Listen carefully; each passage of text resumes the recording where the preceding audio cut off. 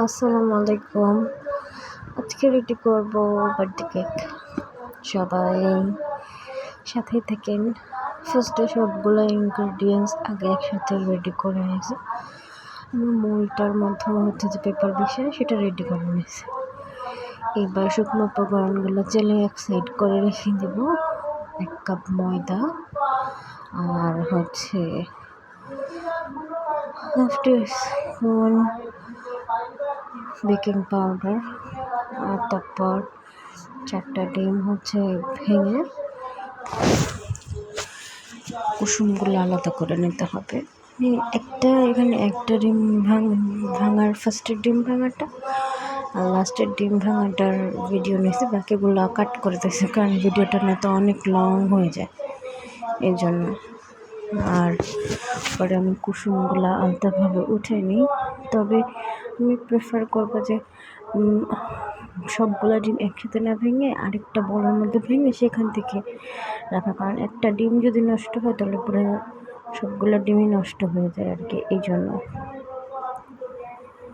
তারপর কুসুমগুলো উঠে আরেকটা পাত্রে রেখে দিব। তারপর আমি একটা ইলেকট্রিক বিটার দিয়ে সুন্দর করে ডিমটা একটা ফর্ম করে নেব।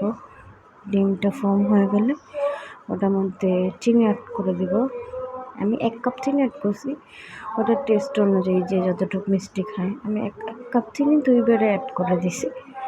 আপনারা চাইলে যতক্ষণ পর্যন্ত ফোমের সাথে কচকচা আওয়াজটা হবে ততক্ষণ পর্যন্ত চিনিটা বিট করে নেবেন, নয়তো পরে কেকটা খাইতে কেমন জানি লাগে। তারপর আমি কুসুমটা মিক্সড করে দিছি। আর এখানে আমি রসমালাই এসেন্স ইউজ করছিলাম, তো আমি রসমালাই এসেন্স ইউজ করার পর কালারের জন্য একটু ফুড কালার ইউজ করছি, একটু কালারটা অন্যরকম আসে এই জন্য। তারপরে শুকনো উপকরণগুলো মিশিয়ে দিতেছি। শুকনো উপকরণগুলো মেশানো হয়ে গেলে সামান্য পরিমাণ 1 table spoon cooking oil use করছিলাম এখানে, ওটা ক্লিপটা নিতে ভুলে গেছিলাম।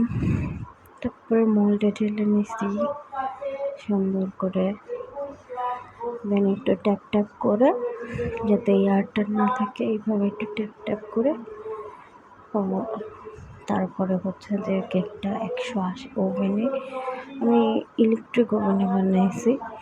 180 ডিগ্রিতে যে 20 মিনিট থেকে 25 মিনিট দিলেই হয়ে যায়, রেডি হয়ে যায় আমার কেক। আপনাদের দেখেন আমার কেকটা কতটা সফট হয়েছে, আপনারাই দেখেন।